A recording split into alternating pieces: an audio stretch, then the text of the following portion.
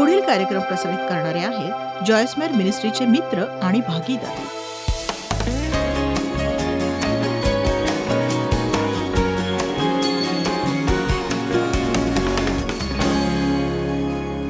पुष्कळसे ख्रिस्ती लोक अर्धवट बंधनात आणि विजयात जगत असतात.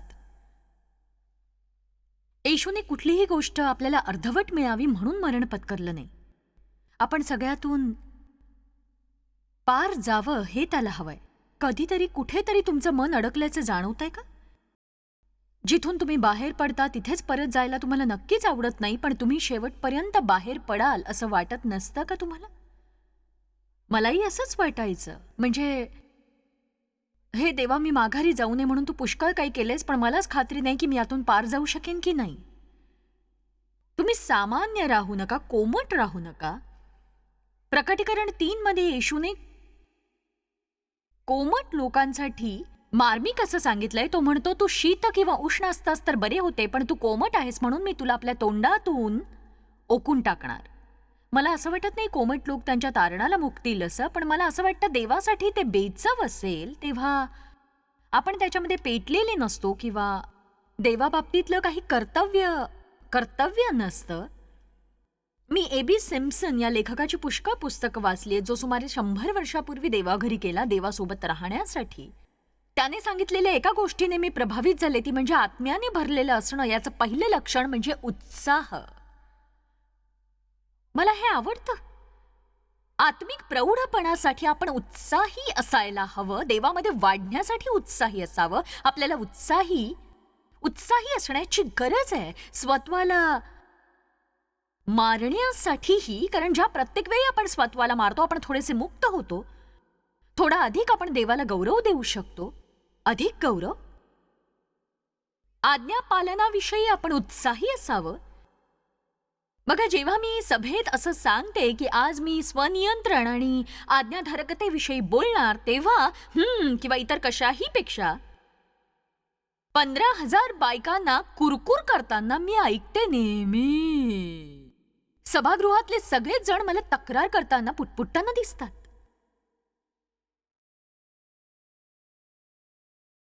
आपण म्हणायला छान, अद्भुत. मी त्या बाबतीत उत्साही आहे, उत्साही. प्रकटीकरणात बायबल सांगता आपल्याला देव सुधारित असताना आणि परीक्षा बघत असतानाही आपण त्या बाबतीत उत्साही असावं, नैराश्यामध्ये राहण्याशिवाय. दुसरी कोणती अशी जागा नाही जिथे वाटत राहतं की इतर प्रत्येक जण, इतर दुसरे कोणीतरी ही समस्या आहे, पण खरं तर ती आपण असतो. येशूचा असा उद्देश नव्हता की त्याच्या देत असलेल्या उत्तम मार्गात आपण अर्धवट पोहोचावं. बघूया इब्री 6:11.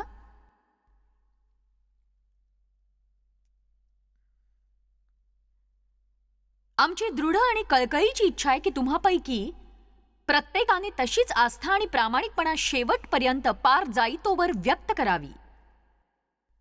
बघा, आपण सगळ्यातून पार जायला हवं. मी शेवटपर्यंत तुझ्यामधील अभिवचनांमध्ये आणि वृद्धीमध्ये समजूतदारपणे आनंद लुटत राहणार. म्हणून तो म्हणतो, खरंच तुम्हाला समजून घ्यायचं असेल तर तुम्ही कृती करण्याऐवजी केवळ देवाच्या अभिवचनांविषयी बोलत असाल, तुम्हाला त्या अभिवचनांचा जीवनात अनुभव घ्यायचा असेल तर तुम्ही पार जायची गरज आहे देवासोबत. पार जाण्यापासून लोकांना कोण रोखून धरतं? जोवर ते इतकं किमती नसतं तोवर ठीक असतं, तोवर त्रासदायक नसतं, सहजपूर्ण नसतं, आरामदायी नसतं. कदाचित या मार्गाचा वापर करणारे आपण एकटेच असतो आणि हे समजल्यावर आपल्याला एकटेपणा जाणवत राहतो आणि मागे वळून आपण दुसऱ्या दिशेने जाऊ लागतो. अशा जागी स्थिर होऊ नका जी उत्तम अशी जागा नसेल, कारण पुढे जाताना अस्वस्थ व्हायला होतं. आपण उत्पत्ती 11:31 बघूया. खूप वर्षांपूर्वी हे माझ्या नजरेस पडलं, त्यातून मला धडा मिळाला. आपण विचार करतो की देवाने अब्राहमाला कसं पाचारण केलं. त्याला त्याच्याशी करार करायचा होता. पण माझा विश्वास नाही की अशा प्रकारचा प्रस्ताव फक्त अब्राहमालाच प्रथम दिला असेल. बघा, देव कुणाला तरी एकाला जो पार जाऊ शकेल असा. वचन 31, मग तेरह आपला मुलगा अब्राम, आपला नातू म्हणजे हरानाचा मुलगा लोट आणि आपली सून म्हणजे आपला मुलगा अब्राम याची बायको साराय यांना बरोबर घेऊन खासद्यांचे ऊर येथून कनान देशास जाण्यास निघाला. कनान देशास. पण जेव्हा ते हारान येथे आले तेथेच वास्तव्य करून राहिले. ही दुःखाची गोष्ट झाली.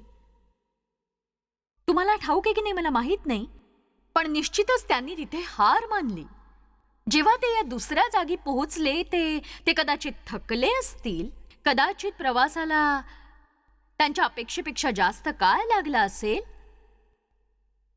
कदाचित बरोबरच्या काही लोकांनी साथ सोडून माघार घेतली असेल आणि त्यांना एकट्यानेच पुढे जायचा कंटाळा आला असेल. या विजयाची किंमत मोजावीशी वाटली नसेल. माणूस का सोडून देतो कुणास ठाऊक. मला असे महत्वाकांक्षी लोक माहिती आहेत जे विजयाप्रत पोहोचण्यासाठी काहीही किंमत मोजायला तयार असतात आणि काही जण इतके अस्थिर आणि डळमळीत असतात की त्यांना सोडून देण्यासाठी काहीही कारण पुरतं. मला वाटतं तुम्हाला असं एक जादुई बटण किंवा अशी छोटीशी जागा दाखवावी आणि जे चुकलेले आहेत त्यांना तिथवर नेता यावं. पण हे असं काही असतं जे तुमच्या आत असतं, जे केवळ देवात आणि तुमच्यात असतं आणि निर्णय केवळ तुमचा असतो. आणि म्हणूनच बायबल म्हणतं, मी तुमच्या पुढे जीवन आणि मृत्यू ठेवलाय, तुम्ही जीवनाची निवड करा. मी तुम्हाला माझी आणि माझ्या भावाची गोष्ट सांगते. आम्हा दोघांना एकाच प्रकारचं शिक्षण मिळालं, एकाच घरात आम्ही वाढलो. खरं तर माझी परिस्थिती त्याच्यापेक्षा अतिशय वाईट होती, पण तो कधीही काहीही करू शकला नाही किंवा दाखवू शकला नाही माझ्यासारखं धैर्य. मी कोणी खास होते म्हणून नाही, तर देवाचं अभिवचन त्या सगळ्यांसाठी आहे. आणि जर तो विश्वास मी तुम्हाला देऊ शकले नाही तर तुम्हाला कधीही विजय प्राप्त होणार नाही. कारण जर तुम्हाला वाटतंय तुमच्याशिवाय प्रत्येकासाठी असं देवाला जे हवंय तुम्ही मिळवावं, ते तुम्ही कधीच मिळवू शकणार नाही, हे लक्षात घ्या.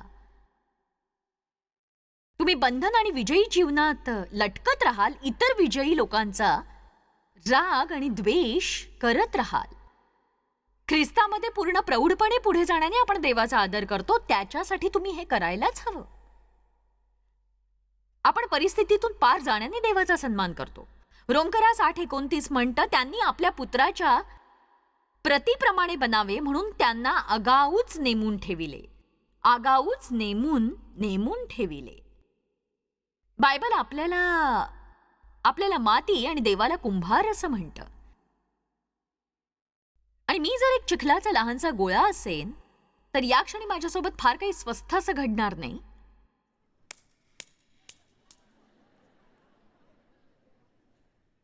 माझे आकार बदलत राहतील, माझं स्वरूप बदलत राहील. ते मला कदाचित आवडणार नाही, मी कदाचित त्यासाठी तयार नसेन.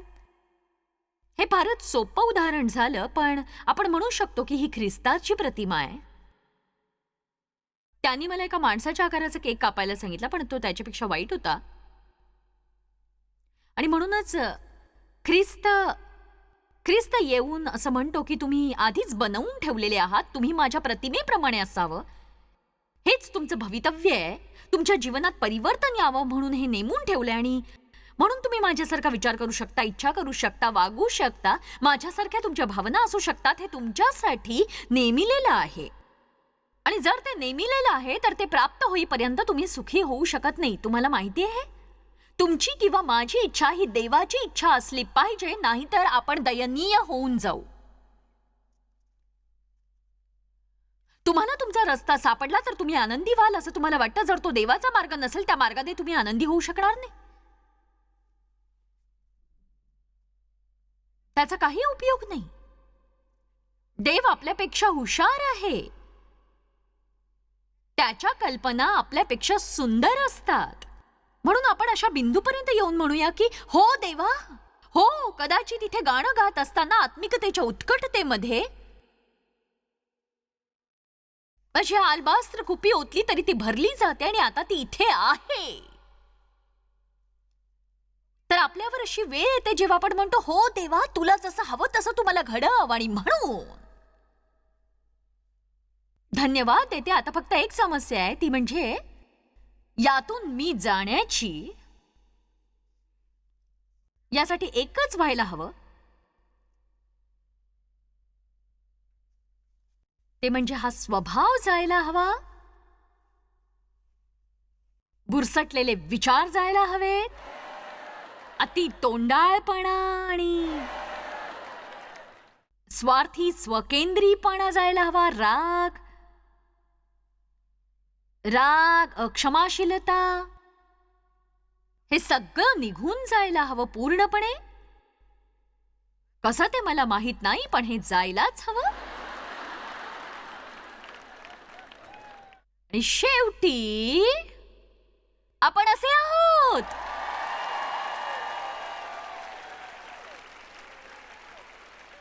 आमेन.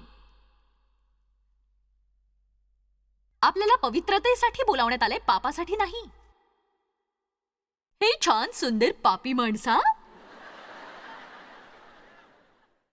नाही. बायबल सांगतं तुम्हाला सर्व शक्तिमान देवाचे महान याजक व संत म्हणून बोलावण्यात आलेला आहे. मला जर पापीपणातून संतपणाकडे जायचंय तर काय किंमत मोजावी लागेल? जॉयस, कृपा करून सांगशील? मी हो म्हणाले तर त्याचे परिणाम काय असतील? आज इथून जाताना काय घडू शकेल जर तुम्ही प्रामाणिकपणे असं म्हणाल की ठीक आहे देवा, मी खरंच कशाला हो म्हणते तेही मला ठाऊक नाही, पण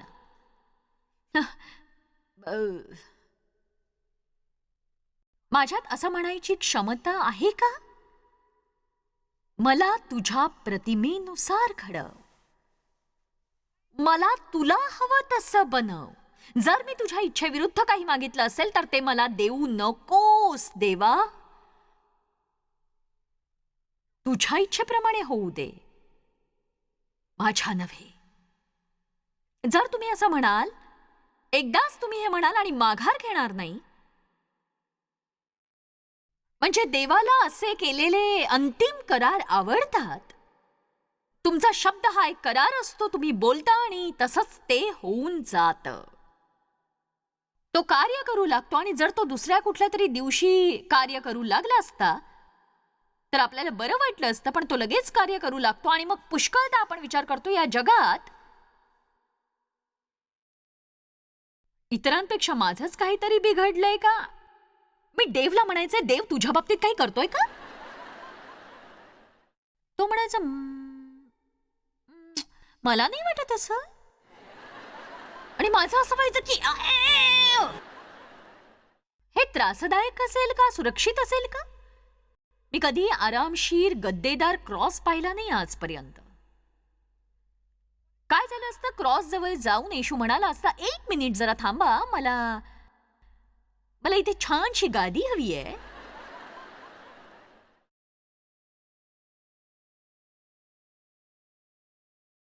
बघा, क्रॉसचा अर्थ मरण असा आहे,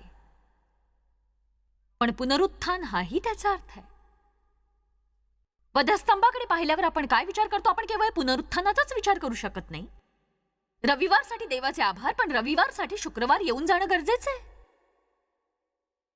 तुम्ही शुक्रवार टाळून रविवारकडे पोहोचूच शकत नाही. म्हणजे सोमवार, मंगळवार, बुधवार, गुरुवार, शुक्रवार, शनिवार आणि मग रविवार. शुक्रवारी येशूला वधस्तंभावर यातना सहन कराव्या लागल्या, पण रविवारी क्रॉस मोकळा होता. हालेलुया, तो उठलेला आहे. शुक्रवार आणि रविवारच्या दरम्यान काय घटना घडल्या सांगा मला? त्याने सैतानाकडून मरणाच्या आणि नरकाच्या चाव्या काढून घेतल्या. या एकमेव उद्दिष्टासाठी देवाचा पुत्र त्या दुष्टाची कामे नष्ट करण्यासाठी वचनबद्ध होता. हे त्याला स्वतःसाठी करण्याची गरज नव्हती. त्याने ते तुमच्यासाठी केलंय, माझ्यासाठी केलंय. देवपुत्राने ते केलं की उद्देश हा की आपण पापात राहू नये, पण देव देत असलेल्या उत्तम गोष्टींबाबतीत मी अर्धवट राहू नये. पवित्र आत्मा काय येतो सांगा? तर मला देवासह पार जाण्यासाठी सामर्थ्य प्राप्त व्हावं म्हणूनच येतो तो. तुम्हाला सोडून देण्यासाठी पवित्र आत्म्याच्या सामर्थ्याची गरज नाही, ते कुणीही करू शकतं. पण देवासोबत पार जाण्यासाठी आपल्याला सामर्थ्याची गरज आहे. मरण हे यातनामय असतं. एकदा माझ्या संदेशात मी स्वत्वाला मारण्याविषयी सांगितलं आणि सगळ्यांनी टाळ्या वाजवल्या. हे खूप आध्यात्मिक वाटतं, खूप आध्यात्मिक आणि खूप खोलसं आत्मिक. हो, मी माझ्या प्रतिष्ठेला ठार मारलंय, पण ते म्हणजे नरकाच्या 100 वाऱ्या केल्यासारखं आहे. अशा बिंदूपर्यंत ज्याला मला एवढी पर्वा नाही की लोक आता काय बोलतील किंवा काय सांगतील. मी देवामागेच जाणार, तो सांगतो तसंच करणार, जणू या जगात माझ्यासाठी दुसरं कुणीही नाहीये. बघा, सतत ताज्या करणाऱ्या अभ्यासक्रमाची यासाठी गरज आहे, लक्षात घ्या तुम्ही.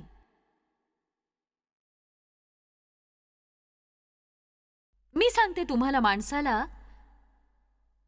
माणसाला भीती इतकी छळते, इतकी त्रास देते की प्रत्येक वेळी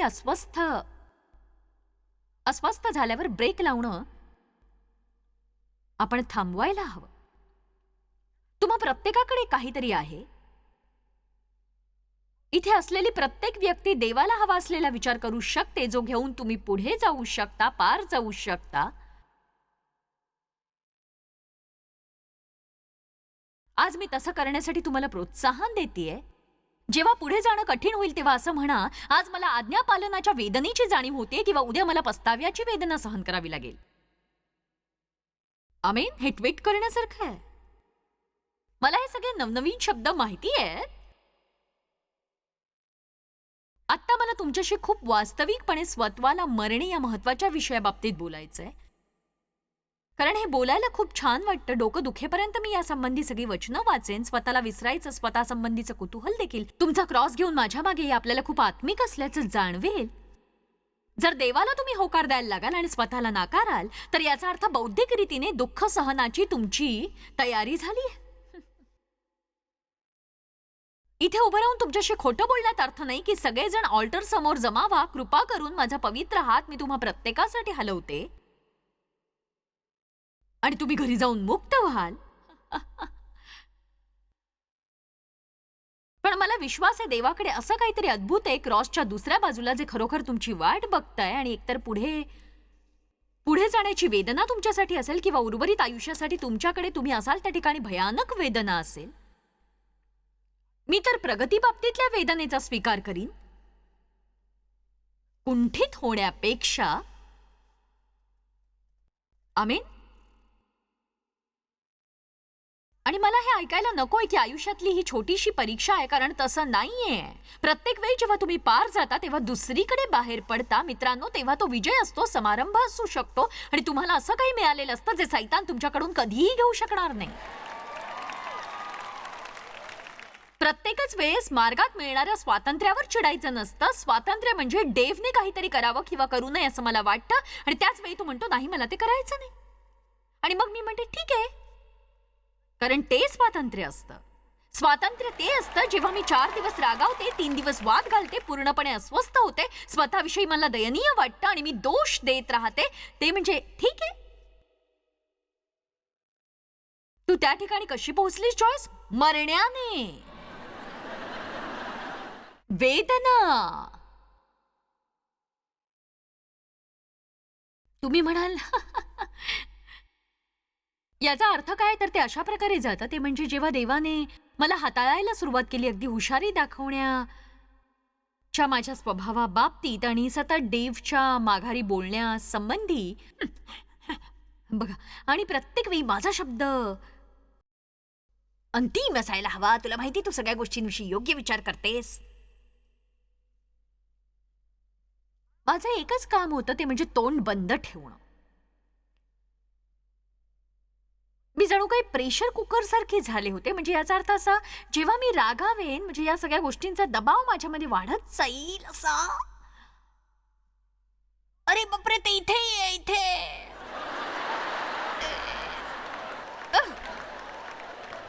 ते जणू आणि आपल्यातला पवित्र आत्मा म्हणतोय नको. तोंडावर समाधान ऐकत असलेलं आणि डेव्ह तिकडे उभा आहे.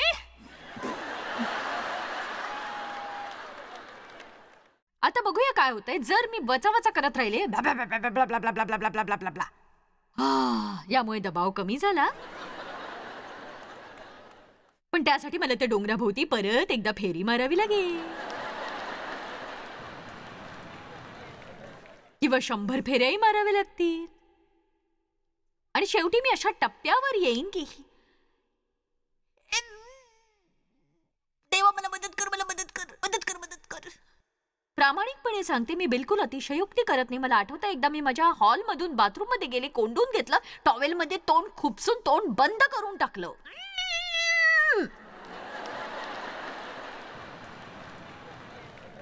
हो, मी असं केलंय. खरं तर मला खूप वाईट पद्धतीने बोलायचं होतं आणि देव मला सांगत होता, माघारी बोलू नकोस, माघारी बोलू नकोस, असं काही करू नकोस, नको करूस. आणि पुढे जाऊन जेव्हा मी तसं करू लागले, ती भावना थोडीशी मृतवत झाली. कारण ज्याला तुम्ही खाऊ घालत नाही ते मरण पावतं. आणि प्रत्येकच वेळी आपण तसं करतो, आपण खाऊ घालत असतो. असंच काहीचं बायबलचं म्हणणं आहे की तुम्ही स्वतःला नाकारा. याचा अर्थ असा नाही की तुम्ही नेल पॉलिश लावू नका किंवा पेडिक्युअर करू नका किंवा नवीन कानातलं घालू नका. जर तुमचं अगदी कंटाळलेलं जीवन असेल, स्वतःला नाकारणं म्हणजे देव जर तोंड शिवायला सांगतोय किंवा वाईट स्वभाव सोडून द्यायला सांगतोय, तर तुम्ही तसं करा. जर देव कुणाला क्षमा करायला सांगतोय, तर 10 आठवडे त्याच्याशी वाद घालू नका, जाऊन तसं करा. वाह, हालेलुया. मन एकाग्र करा आणि एकाग्रच राहू द्या. मला कलस्यकरास 3 आवडतं. एकाग्रतेने वरील गोष्टींकडे मन लावा. मन एकाग्र करण्यात माझा नवरा खरंच महान आहे. तो वेळे पुढे जाऊन लक्ष केंद्रित करतो आणि त्यावर त्याचं मन एकाग्र करतो. वर्षाच्या सुरुवातीला डेव्हला अस्वस्थ वाटतं. खरं तर त्याला खूप वाईट वाटत होतं. आणि तो एक असा काळ होता जेव्हा त्याला खरंच खूप भरून आल्यासारखं अस्वस्थ वाटत होतं. आणि जे तो काबूत ठेवू शकत नव्हता, नियंत्रित करू शकत नव्हता, हा काही त्याचा स्वभाव नव्हता. आणि या बाबतीत खरंच खूप चर्चा झाली. आणि आम्ही सगळ्या टेस्ट वगैरे केल्या, सगळ्या चाचण्या केल्या आणि आम्हाला समजलं की त्याची साखर वाढलेली आहे. आणि म्हणून आता अचानक कमीत कमी 6 महिने तरी त्याला साखरेचे सगळे पदार्थ टाळायला हवेत. आणि आधीच त्याला 3 महिने निघून गेले होते या सगळ्या त्रासात. जोवर देव माझा साक्षी, मी सत्य सांगते, मी कधी ऐकलं नव्हतं की माणूस पुटपुटतो, तक्रार करतो किंवा हळूहळू बडबडतो. कारण काय, तर त्याला साखर मिळत नाही म्हणून. किंवा अशी बडबड किंवा तक्रार त्याने कधीही केली नाही. मी त्याला म्हणायचे, तुला साखर हवी आहे का? नाही. तो म्हणाला, काय उपयोग आहे, मला खायची नाहीये ना. चुकल्यासारखं वाटूनही काही उपयोग नाही ना. मी खाऊच शकत नाही. जॉयस, मला जे वाटतंय त्यावर काही उपाय नाही. पण बघा, आपल्या विचारांचं आणि भावनांचं नातं असतं. म्हणून जेव्हा तुम्ही योग्य प्रकारे मन एकाग्र करता, बाकीच्या गोष्टी त्यानुसार घडत राहतात. आणि तो खूप वास्तववादी आहे. म्हणजे असं की मला साखर खायची नाही, तर मी साखर खाणार नाही. मी म्हटलं, ठीक आहे, आपण वृद्ध होत चाललोय, गोष्टी पूर्वीसारख्याच नाही आहेत. आणि म्हणून मग मी त्याला विचारलं की तुला काय वाटेल जर तू कधी भविष्यात गोल्फ खेळू शकला नाहीस तर? तो म्हणाला, मी आधीच विचार करून ठेवलाय त्यावर. तो म्हणाला, मी मनात ठरवून ठेवलंय, जर मला गोल्फ खेळता आलं नाही तर मी दुसरं काहीतरी करीन. म्हणजे बघा, तो विजयासाठी आधीच तयार आहे. आपल्यापैकी पुष्कळ जण काम करतात. आपण आपलं अपयश ठरवतो, त्या अनुषंगाने चक्कर येणं, नैराश्य, विमनस्कता वगैरे सगळं. आणि जर हे परत एकदा घडलं तर मी त्याला ठोसा मारीन.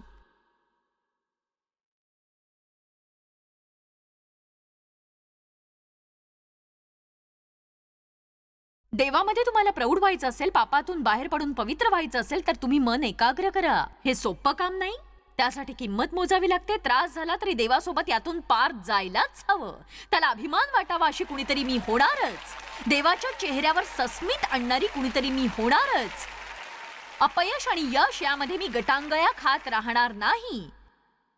मी सगळ्यातून पार जाईन. चला, आज कुणी असा आत्मा माझ्यासोबत येऊ इच्छितो का? मी देवासोबत सगळ्यातून पार जाणार. देवासोबत खरोखर हे जाणून घेणं खूप अद्भुत असतं की आपल्याला बंधनात आणि विजयात अर्धवट घुटमळावं लागणार नाही. वास्तविक त्याच्यामध्ये संपूर्ण आत्मिक प्रौढतेसाठी चिकटून राहण्याने आपण त्याचा सन्मान करतो, त्याला जे वाटतं तसं आपण बनून. जरी तुमच्या जीवनात काहीही घडलेलं असलं तरी तो पुनर्स्थापना करणारा देव आहे. त्याला तुमच्या जीवनातली प्रत्येक गोष्ट पुनर्स्थापित करून, किंबहुना पहिल्यापेक्षा अधिक उत्तम करून सगळ्या समस्या आणि प्रश्न दूर करायचे असतात. या विषयात आम्हाला खरंच तुम्हाला मदत करायची आहे, कारण हे महत्वाचं आहे की पुन्हा स्थापनेची तुम्हाला अपेक्षा आहे. मी असं म्हणत नाही हे सगळं काही एका रात्रीत घडेल, कधी कधी तर आपल्या अपेक्षेपेक्षा जास्त वेळ लागतो, पण चांगली बातमी अशी, विजयाकडे तुमची वाटचाल होतीये आणि कुठेतरी अर्धवट तुम्हाला अडकून राहायची गरज नाही. विजयाप्रत तुम्ही जाऊ शकणार आहात.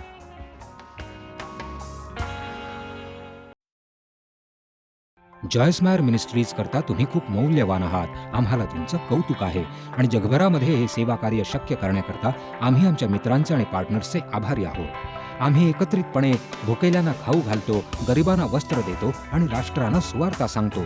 तुमच्या प्रार्थनेच्या विनंतीकरता आमच्याविषयी आणखी माहिती मिळवा. जॉयसच्या कॉन्फरन्सच्या तारखा पहा आणि ख्रिस्ताची प्रीती जगभरामध्ये पसरवण्याकरता आमचे सहभागी व्हा. याचा सर्व खर्च जॉयस मेयर मिनिस्ट्रीचे मित्र आणि भागीदार करत आहेत.